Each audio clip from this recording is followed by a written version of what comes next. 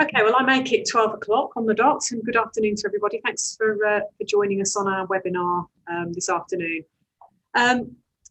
This is all about the Treasury Committee report that's been submitted to government, and the government has subsequently responded, and it's entitled Tax After Coronavirus. Lots of detail in that report, and the idea of our session today is to talk around that report, ask some questions, and obviously give you the opportunity to ask those questions as well as we go along. If you're familiar with Zoom, then you'll recognise the Q&A option on the toolbar. If you're not, just click on that Q&A option now, and that gives you the ability to ask any of our presenters as we go along today, any questions that you may have as an individual or as a business owner in relation to some of the topics that we're talking about. We would like to make this a fairly interactive session, so you can either ask your questions in writing on the Q&A, or let me know by raising your hand if you would like to put your questions in person to our expert panel, and I can happily switch on your video and microphone for you, and you can interact that way. So just let me know by raising your hand. We are recording this presentation today, so we will make an on-demand version available on our website later on.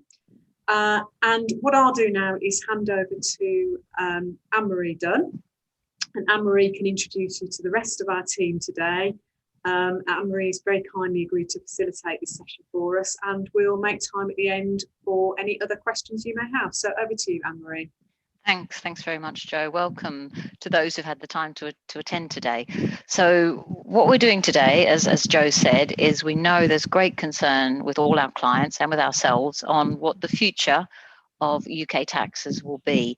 As Jo said, partly this is prompted by, and partly what we'll talk about today, is that the House of Commons Treasury Committee did undertake a report about the long-term nature of UK taxes and some recommendations to the government. The government responded, that was published in March, and in May the government has given a response. So that gives us a little bit of a view and roadmap ahead as to what we think is coming.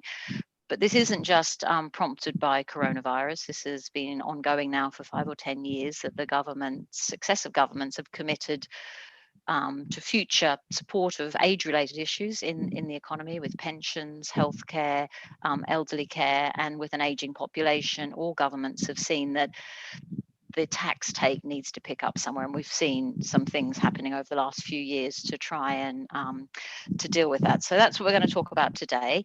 I'm going to lead it as a question and answer session across all our team. We've got specialists here from our WMT team in corporate tax, income tax, inheritance tax, employment tax, VAT, capital gains tax. We're going to cover all of those taxes. Feel free to pop any questions in as we're chatting and commenting on those particular areas, and we'll come to all those areas as we go on, and I'll introduce each person in turn rather than giving you all our panelists in one go as we come to talk about them. So the area I'm going to start on is corporate taxes. This is an area that isn't within the government's triple lock, already published on income tax, national insurance and VAT. So it's the first one we have seen some changes announced. And so I'm going to get Vicky Nicol, our corporate tax director, to introduce herself, and Vicky, then we can start chatting about the recent changes and how that compares to what has been in that report and recommended, please. Thanks, Anne-Marie. Hi there, my name's Vicky Nicol. I look after the corporate tax offering here at WMT, looking after our corporates and our companies, our owner-managed businesses on all their corporate tax issues. So I'll be talking through, as Anne-Marie mentioned, what the changes are, corporate tax, and the changes to corporate tax. So the one certainty that the HMRC, that we do have from HMRC, from the government, rather, that was the change that was introduced in the budget that we've just had in March. The Treasury Committee observed that the UK tax rate was comparatively low in relation to other G7 countries. It's not a tax haven. It's not on a par with Ireland, but it's not a reason that corporates or multinationals might not choose to come to the UK. So they felt there was a bit of flexibility or room for manoeuvre there to increase the rates without there being such a huge negative impact. So that's the one we've seen the first rise for. We know that corporate tax rate is moving from 19% up to 25% from April 2023. Yeah, thanks, Vicky. And do you think there would be further rises to come in that rate?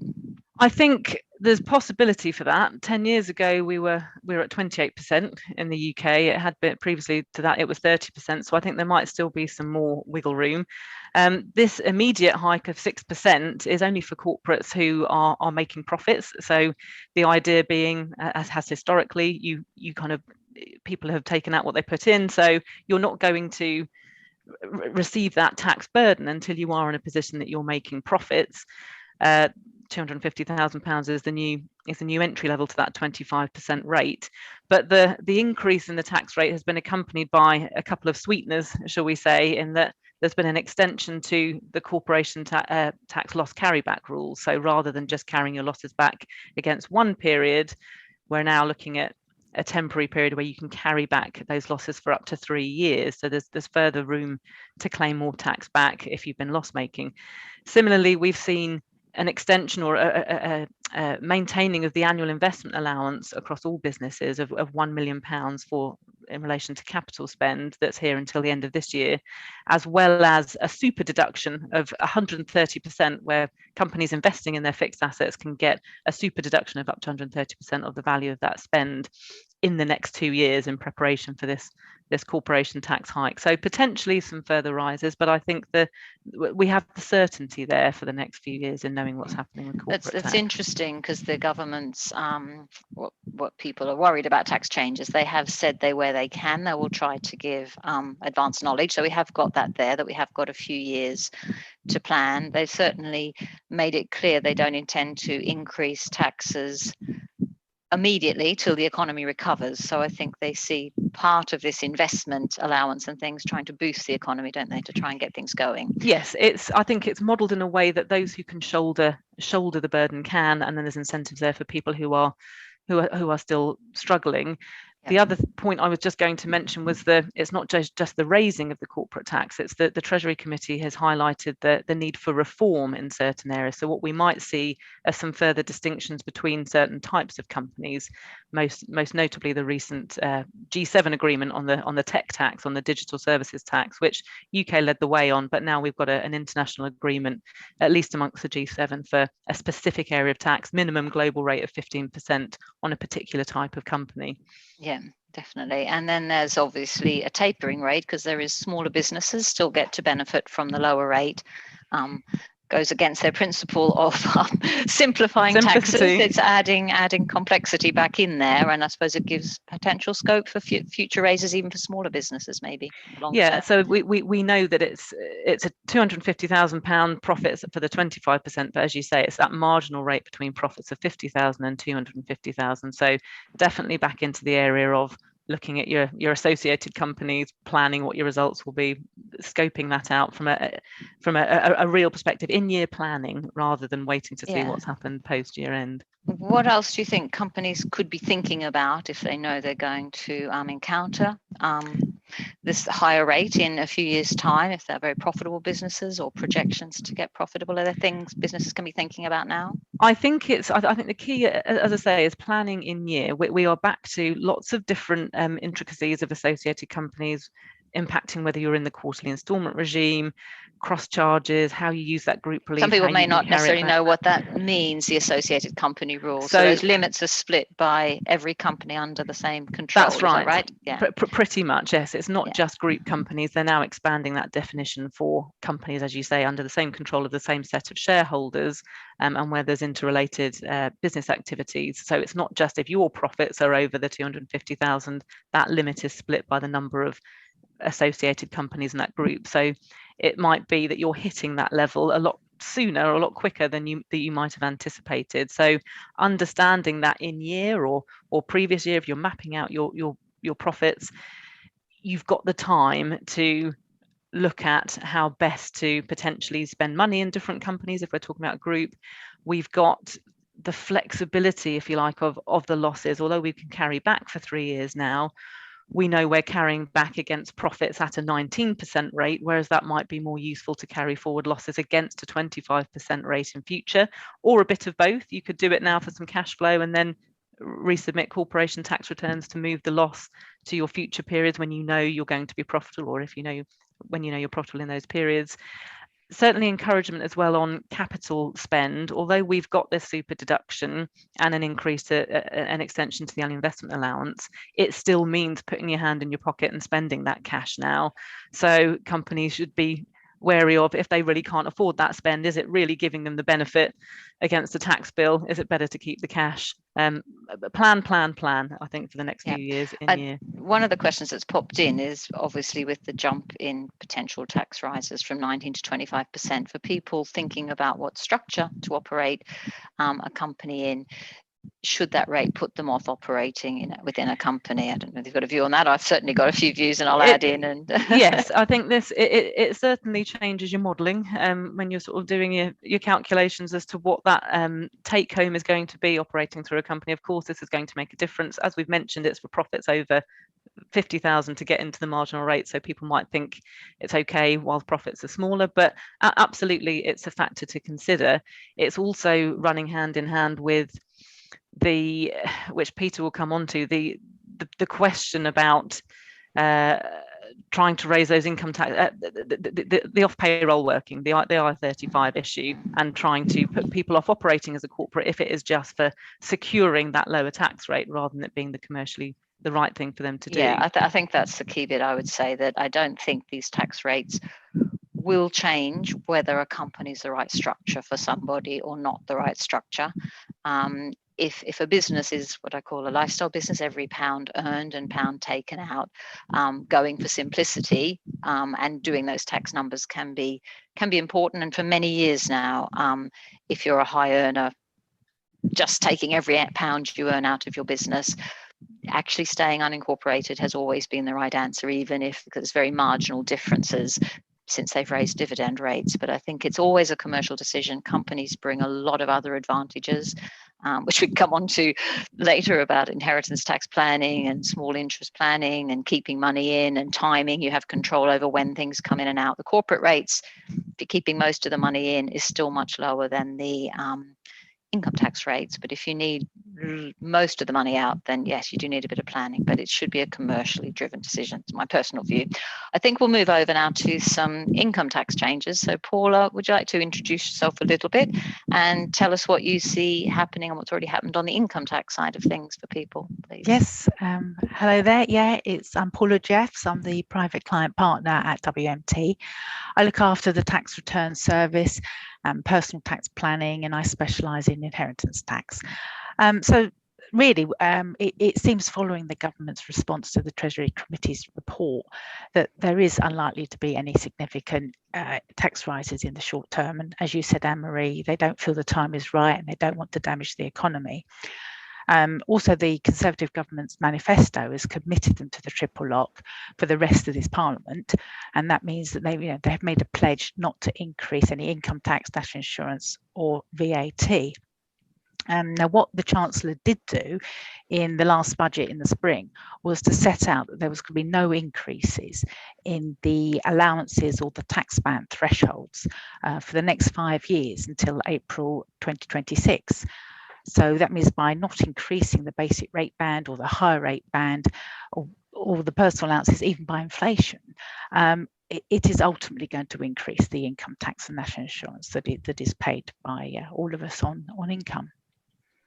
Right. And is there things people can do to plan for that change coming in the future, even though they know the rates, or there's increases by stealth? What do you see people considering, and what could be quite useful to do? I think definitely if consider pension tax relief. I mean, at the moment we've still got high rate relief, and I think that could well be withdrawn.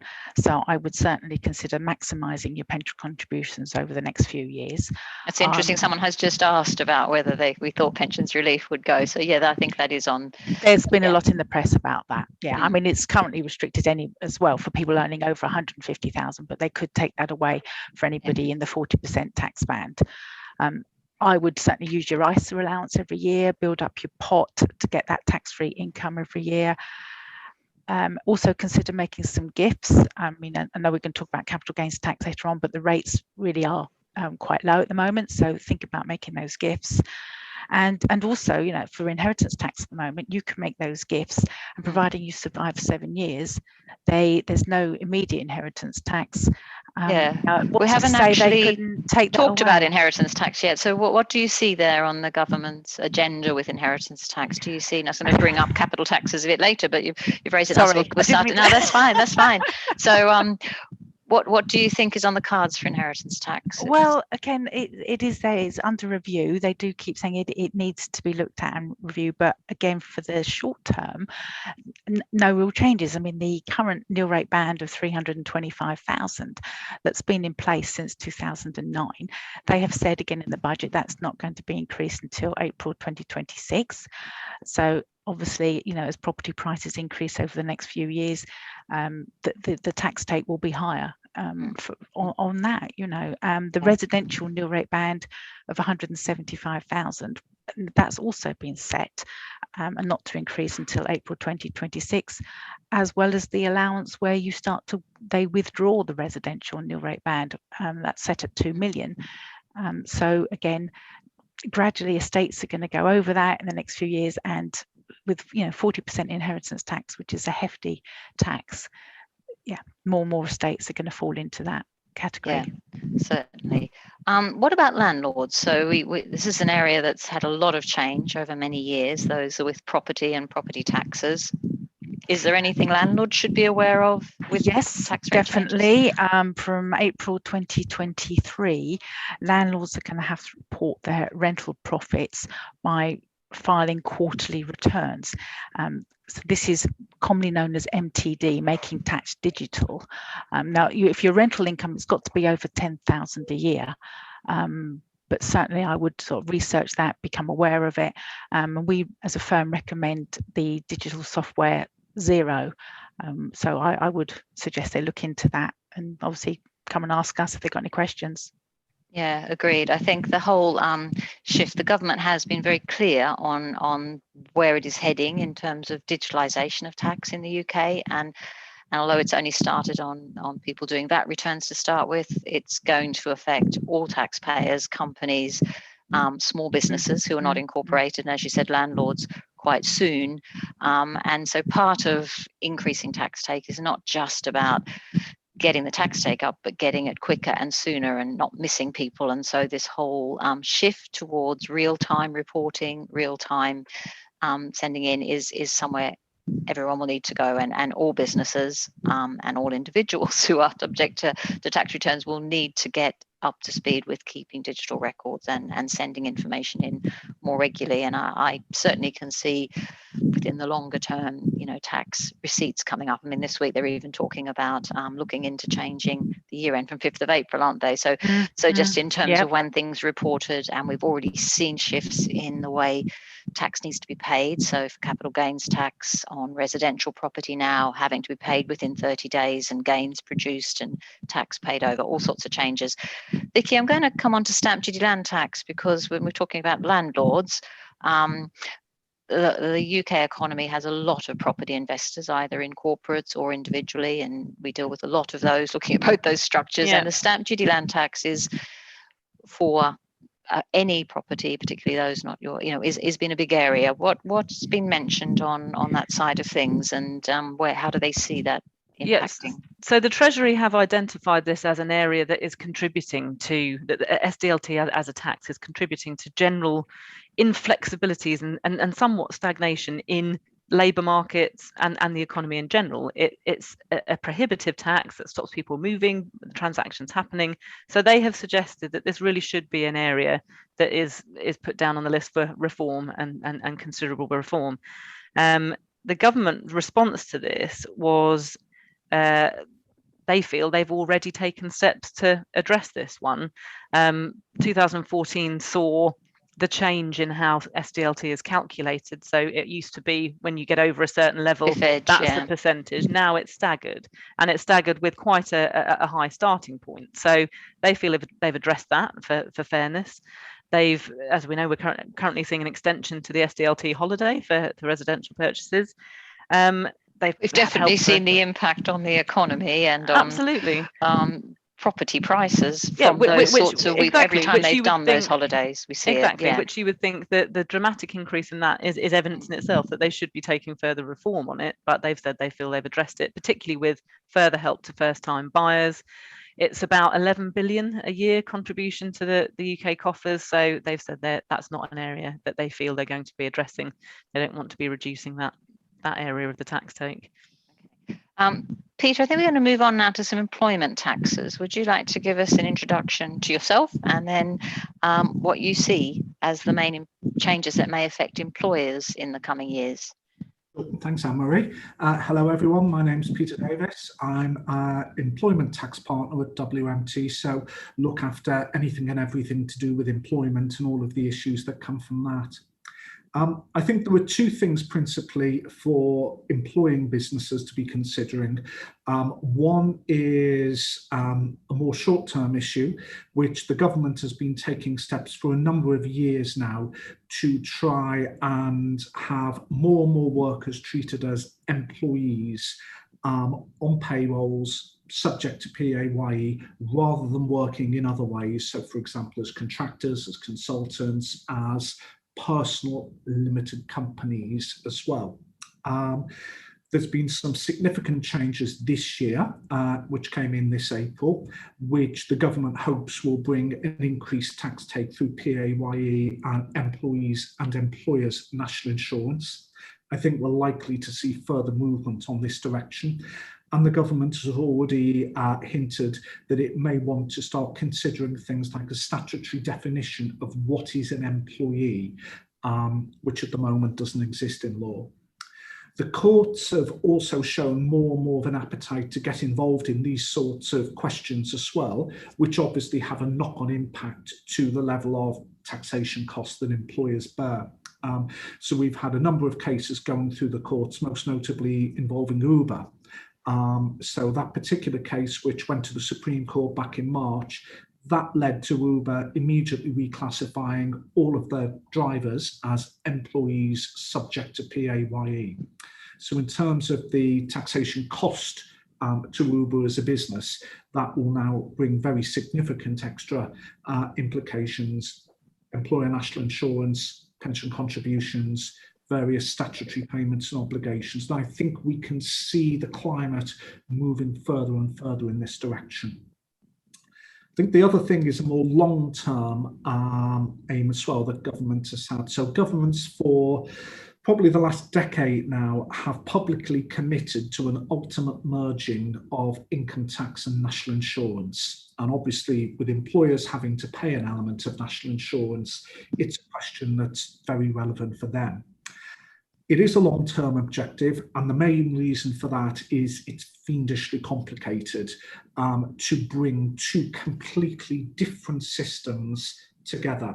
And they're not just different systems in terms of technicalities and rates and allowances, they're culturally different systems as well. So national insurance is a contributory system whereby people pay in return for something back: state pension, and entitlement to benefits, healthcare, and so forth, which is conceptually very different from income tax. The other big issue, of course, is that with national insurance, there is this employer's element. And what would we do about that if we bring the two things together? Would we simply put an increase in corporation tax in place instead to try and recover the money? That brings its own issues with it as well. But there's a publicly stated commitment from the government that they will want to continue to look at this and to try and move further in that direction. So I think that's an area that employers just need to keep a watching brief on as well, because in the long term, that could have a very material impact on them. Agreed. I think I might move over to VAT now. So Marcus, I'd like you to introduce yourself, please, and perhaps give us an overview what you think the outlook for VAT is. Yes, good morning, everybody. My name is Marcus Ward, and I'm WMT's VAT consultant. I don't do anything else, so there we are. The main changes in VAT and the potential changes in the future are pretty much down to Brexit, I would say. We don't have to harmonise with the EU anymore, so we can deviate, we can set our own rules. We're not bound by EU legislation. Whether there will be any significant changes to that, I very much doubt it. It brings in £134 billion a year to the government, which compares to 50 billion in corporation tax. So it's a significant earner. There have been rumours, comments that it is possible for the UK now to do away with that, but those numbers suggest that that's not going to happen. Will it be replaced by another indirect tax? Very unlikely for lots of practical reasons. Will the VAT rate go up? Well, we've got the triple lock, of course. However, it has been noted that 1p increase in VAT will lead to £6.7 billion increase in tax take for the government. So I wouldn't rule that out at all, despite the triple lock. The other theory is that they may well broaden the VAT base, include certain things at VAT-free or reduced rates, things exempt things like financial services and insurance. That might come within the VAT net, which again is VAT by stealth, as been said. What about the threshold at which VAT begins to be an issue for businesses when they have to start registering and charging VAT? Yeah, that's been a hot topic lately. 2-3 years ago, they had a huge exercise, calls for evidence on whether it was a problem being set at 85,000 a year, which is the highest in the world. It is a cliff edge, 84,000. You're not VAT registered. Grow the business £2,000 more, and you are VAT registered. So the evidence sort of suggested that smaller businesses that were not VAT registered tend to sort of not expand because a VAT hit to them, 20% of their income, would be significant. So there has been a suggestion that all businesses, or any business at all, despite the turnover, should become VAT registered from day one of they carrying out business activities, like a lot of member states in the EU has those rules. So that would do away with the inequality, however, bring more people into the VAT net, which is not good for cutting red tape and helping small businesses. So it's a balancing.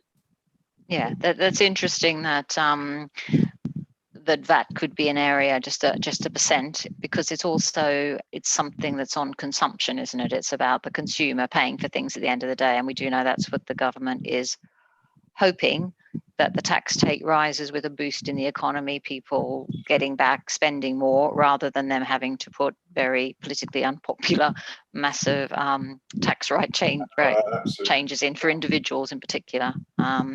But yeah, that the whole digitalization will also capture what's, I think, has been seen as for those non-VAT registered or below smaller businesses, the cash economy that's out there, capturing tax take off a wider range of people. So is there any other areas of Brexit that you think will impact VAT or businesses? Well, the added red tape is already well known, and the problems in importing and exporting, which was within a single market before, has played havoc with many businesses. And the new rules coming in from the 1st of July, the one-stop shop, which I won't go into, quite technical, but it will impact on a lot of businesses, basically any online business that sells goods and certain services, and that will have a huge impact. And it's a simplification, but it will add complexity for the businesses, not EU businesses. And since Brexit, of course, being a third country, we have to go through the hoops, and it will hit a lot of businesses quite hard. Yeah, I think what I'm hearing from everybody so far is there is complexity in the tax system. There are changes coming, so definitely all businesses need to make sure that they're on top of their real-time information, they're planning ahead, they're budgeting and forecasting, making sure their records are good so they can adapt and be ready. And I think what I'm also hearing from you is there is the lowest rates now. I think we all can predict that there's not going to be lower rates coming on any of these taxes. So making sure that people capture, if it's the right time to do so, current rates, maximising income out of companies, for instance, strikes me. Maybe making sure that all those allowances are fully used, not wasted for the next few years. I'm going to move on to what I think is probably, maybe because I deal with capital gains tax quite a lot with a lot of the entrepreneurs we deal with, the area that we have had the biggest concern from clients and have seen the biggest areas of change so far, and expecting probably changes to come, which is capital gains tax, and other capital taxes. Will come on to those as well on the IHT front. So capital gains tax is an area that the government has already commissioned in the past, the Office of Tax Simplification, to do a report on looking at it. They're keen on harmonising taxes, as Peter talked about, or making things a fair playing field for people operating in different structures. So they actually have commissioned a very large report on capital gains tax and what is it fair, what could change, what's reasonable. Nothing has been acted on that. That report has been out for about a year, but then it came out not long before we hit the coronavirus impact. And I think most of my clients breathed a sigh of relief when in this last budget there was no major change. I think all the newspapers were predicting, and there were a lot of fears, that capital gains tax rates would rise to equal income tax rates off the back of that report, which is it's a little unfair because that's not what that report said. The report was just saying there's areas for reform, and that a lot of capital gains taxes give a lot of very generous reliefs and allowances, and we've already seen freezing of allowances, haven't we, Paula, I think, on the capital gains tax. Yep, the annual exemption is staying put to April 2026, like all the other allowances. Yeah, so even the report that came out had originally said, well, why do we even have an annual exemption? Or maybe that could be halved or cut. But so I think the government is definitely freezing, which is sort of by stealth. They haven't made any major change. But the main area, I think, that impacts entrepreneurs, and Vicky, you might comment on this, is owner managed businesses have always had a lower rate of capital gains tax than other types of property, and they definitely have made changes there. Do you want to talk about those and what we think the future may hold? Yeah. So yeah, just a quick recap. The entrepreneurs relief, or what is now known as business asset disposal relief limit, the limit came in, the concept came in 2008. To try and make it a bit more simple, it came in as an annual, a lifetime limit of a 10% rate of tax if you qualified, i.e. it's a trading business and it's your personal company. Over the last few years, we've seen that limit rise up to 10 million that it's been for a few years per individual. But last March came back down to 1 million per individual. So big the relief cut, far less generous, and came in quite suddenly with a lot of anti-avoidance rules surrounding it for people who had tried to plan in advance for banking the £10 million lifetime limit. So that was a kind of cliff edge jump down to 1 million. People expected to see that go further, as Anne-Marie mentions, but I think the focus now is a bit more on the change in the capital gains tax rate in general rather than that limit. The government has said that it is very much committed to continued support of entrepreneurial activity. And that's not just supported via the business asset disposal relief. We've got EIS and SEIS, other reliefs for that type of investment. But my view is that I would expect to see, if there's further changes to the business asset disposal relief, maybe lowering the lifetime limit slightly. But my view is that has taken its hit in moving down to 1 million. And it's the general rate of capital gains tax that's likely to change rather than that limit. Maybe further complexity in that reform for more fairness comes at the cost of complexity. So I'm suspecting probably more rules for businesses that are friendly and entrepreneurial. So I think we haven't got a crystal ball, but it is clear from everything on the recommendations the government has taken and from their statements that capital gains tax is an area that we would expect to see rates change, because current rates are 10 or 20%, and if it's residential property, 28%, and some reliefs, and significantly lower than income tax rates. I think from everything I've read on their response, they recognise that capital is not something, people investing in assets and holding is not something that should be taxed at exactly the same rate as income tax rates. There will continue to be some reliefs, but I think people could expect some increase in those rates. And so, Paul, I don't know if you've got any views on what people, individuals can do in the short term to capture some of those lower rates now rather than waiting. Well, obviously, just reviewing the capital gains tax and perhaps transferring something into a trust. I mean, that is one option, that you can actually create a disposal. That's another whole topic on trust. I mean, you cannot benefit yourself. You can't. You can have to put sort of children in as beneficiaries, but it is a possible way of actually capturing that capital gain. If you want to do that, that's really the main, or to look at losses and see if you've got any gains and losses that you can then sell in the same tax year and reduce the tax on the gain now by using your losses.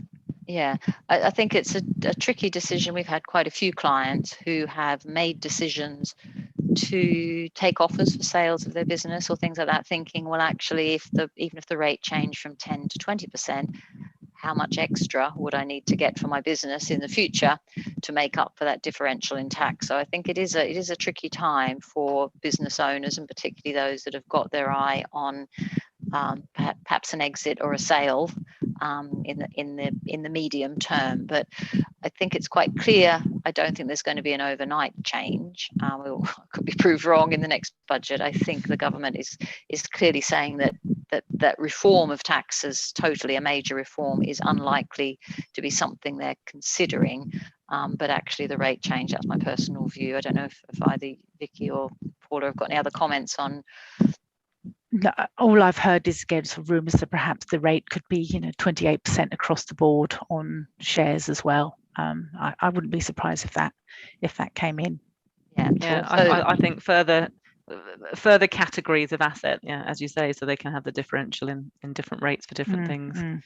Yeah, I think that's definitely one on the card. So Paula, one of the other capital taxes that has had a lot of coverage in the press and has had things looked into is a wealth tax. Plenty of speculation about wealth tax. Have you got views on whether that is something that they would consider? I think it'd be highly unlikely that they'd introduce it, but a new government, they certainly may have a different view. The Wealth Tax Commission actually reported back in December 20 that they thought maybe a one-off wealth tax would be more acceptable than an annual wealth tax. But again, the administering of that has its problems. Other countries have tried to introduce it and it's been extremely unpopular. But having said that, there is a huge debt, and it could come in. It would obviously bring in a substantial amount. But what we're hearing from the government or people who've sat on those committees is they think it's an unlikely area to be adopted. So people should not be sort of looking at giving up their wealth. No, I wouldn't. I don't think it'd be any rush to bring that in at all. Yeah. Okay. In light of, we've got some questions here. What is the rate of CGT payable when you sell a second home? The regime. I've got a question there that's popped up. Well, it's the same rate as a residential house. It is 28%. So the only impact on tax of second homes, I suppose, is the stamp duty land tax rate. Otherwise, it's treated as any other capital taxes. That's the only impact of having second homes. So 28% for all residential property that you don't have relief as your main residence. Private residence, there's also a question about freelance contractors. Obviously, it's one for you, Peter. Freelance contractors seem to be a continual target for the revenue. Do you think we'll see the end of personal service companies, or? I think that the revenue seem to be committed to circumstances where they feel people have incorporated purely for the reasons of taxation advantages and not because commercially that's the right thing to do, as Anne-Marie was saying earlier. I think there's clearly a direction of travel, which is to make the perceived tax benefits of incorporation perhaps lower. So maybe looking at changes to dividends, making changes to the way that self-employed people pay national insurance to try and make it less attractive to go down the road of contracting or having your own company. I do think that give it a couple of years for this April's changes to bed in, I do think that the government will be back for more in that particular area. I think that they will always be looking at that and saying, we would prefer to have people on PAYE because ultimately we get more money and we get it quicker. So I don't see that that's going to change anytime soon. And many of the other things they've put in, or even in their response to the report, the tax report about COVID, they did state that they felt some of the differential between operating as a personal service company or as an individual or as an employee, they had taken away some of those advantages already by previous changes in dividend rates, and now by increasing the corporate tax rates, they feel they've taken steps in that direction, but they're not committed to, there's no future changes. Yeah, I think they will probably give it a year or two to see the impact of the April 21 off payroll changes. Yeah. And if they feel that that's not led to either a significant upturn in people in employment, or if they feel that it's forced people to change behaviour into something else that the government would feel it doesn't like, I think we can expect to see more in that area. Yeah. Yeah.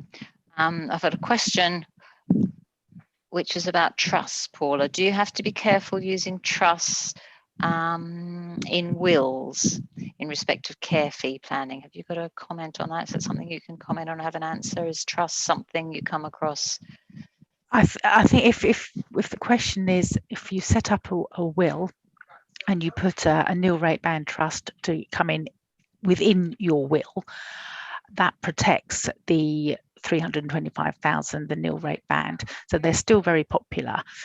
Where they are attacked is if on the first death, someone tried to do a deed of variation to that will, and try and later put the nil rate band in and protect it, then the care home people can actually say, no, that's been a deliberate action. You've deliberately varying the will and it won't stand up, and they will attack it. But if the will is done many years ahead and you generally create that trust within your will on your death, then that does protect it. Okay, great, thanks for that. I've got another question about making tax digital. Obviously, the question is how do businesses get ready? So I'll front that one myself. In terms of making tax digital is about having digital records and up-to-date record keeping. So any business needs to not be scrabbling around for their records 3 months, 6 months down the line. Getting real-time information, keeping records in a digital format, even if it doesn't need to report to the revenue now. Any business that we know, landlord business or individual business, starting to keep records through a bit of digital software will see the benefits quite quickly in terms of being on top of their own finances, their cash flow, getting all the connections up. It'll help get on top. So there's great benefits to getting ready. Certainly by the time making tax digital reporting requirements to the revenue, as in sending in real-time information quarterly about your income, your expenses, your profits, and then doing a reckoning up at the end of the year, you'll be ready for it. So just the discipline of getting on top of your records more regularly and having them kept not just in a paper format or an Excel format, but in a digital format, and linking those to your bank accounts and having the benefits of the type of things that digital software can do is definitely one way to get ready for that side of things. Yeah, that's great. So in summary, I think we've got no more questions there. If there's anybody who wants to ask a question, as Joe said, very welcome to take questions personally or to drop us points later. I hope this has been useful in helping you see what's known already, which is there's reports out there. The government has said they're not going to do any major changes till the economy is recovered. So in the short term, they have frozen things. They work to a policy of trying to set a 5-year and a 10-year plan. We're already couple of years into their 5-year plan. So for the next few years, I think people can know that there are frozen rates. We've got some foresight of corporate tax changes. We can't tell you with certainty there'll be no major changes to rates in the next few years. The most likely one that there may be in the next couple of years are capital gains tax rates. But definitely beyond that 5 years, unless the economy was absolutely flying and tax takes were up across the board, it's difficult to see that the tax rates we have across the board for VAT, income tax, capital gains tax, corporate tax can stay low for everybody. There are likely to be increases, but the government is trying very hard to balance that with boosting the economy. So we shall see how that go. But I think the main thing is, as always, although we're tax advisors, clients must not let that tax tail wag the dog. You do have to think about what's the right commercial decision for you. There's no point cashing in everything now and pulling everything out and paying loads of tax if it's not things you need. There are always ways to plan going ahead, but starting to think ahead in terms of what your current structures are, how many businesses in the group, do you need so many, do you need to protect assets, cash flow, is definitely sensible things to do. I don't know if anyone else has got a comment on the key thing you would recommend across your area to clients to do now to get themselves future-proofed, or things that you see other clients are doing that might be of use to people to think about. Vicky, do you have a few ideas from the corporate tax side of things? Yeah, people re-looking at their structures. I think, as you say, it's linking up all the different areas and the direction of travel. We're all moving to a making tax digital environment. Businesses are used to forecasting, but it's about making that forecasting really useful rather than just doing your equals 19% tax on the bottom line. We need a bit more time spent on, as you say, do we need all the companies in the group? How is it going to impact this new tax rate and how it's divided amongst you? How is it going to impact your spend? A proper modelling based on that tax impact as well could have a lot more significant impact than businesses might think. And there's a lot of reliefs out there for corporates, particularly in the R&D and... Absolutely. Various capital allowances, R&D, museums relief, lots of little unknown things that are there. As you say, simplicity doesn't equal fairness. So more complexity is there, if you like, to try and make the tax system fairer. There are a lot of reliefs. Speak to your advisors. Know what is applicable in your situation to help you bring that rate down.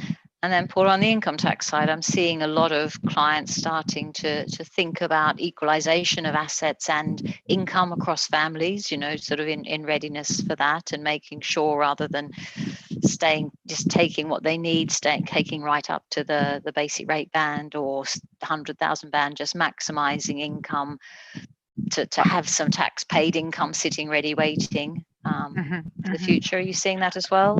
Yeah, I am. I mean, obviously I would always recommend sort of standing back and looking planning, sort of transferring assets between husband and wife, making sure that you're using up your basic rate bands and all of that planning.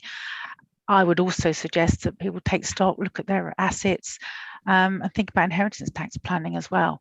As we said earlier, just making the use of the allowances and in case they stop pets. I mean, there's talk of that. So at the moment we can give away assets and survive 7 years, and that's a great way of reducing your estate. If they took that away, that would be a big shock. And so yeah, I would recommend doing some IHT planning, but then I would, because I'm a specialist and I love it. Peter, what about for employers? Are there any nuggets that you would recommend to employers to put in place now? The main thing for employers is, at the moment, that they need to keep abreast of what's happening in the world of who is and who isn't an employee. The courts are very active in this area. The government is very active in this area, as are HMRC. And whenever more and more people are brought into the employment net, that will increase the employment costs for businesses, partly in taxation, but partly in other costs as well. Though that, I think, is the short-term thing. And if the business currently has workers who aren't direct employees, they need to be very comfortable that's the correct way to treat them, because the climate's very definitely shifting on that. Great. Okay, Joe, I think we've covered all the areas we want to talk about, and I think I've picked up all the questions that are in there. So I'll hand back to you for any final points on closing down the session, where people can access things and get a hold of us. Yeah, thank you very much. Thank you to everybody for your contribution today. That was really, really interesting and some great questions coming through, so thank you. As I mentioned earlier, this is being recorded, so we will make an on-demand version of this available to everybody who's registered and onto our website and social channels, hopefully later on today. It just remains for me really to thank all of you. So Anne-Marie, Paula, Marcus, Peter and Vicky for your contributions today. I hope everybody found that useful, and I shall look forward to our next webinar. Thank you.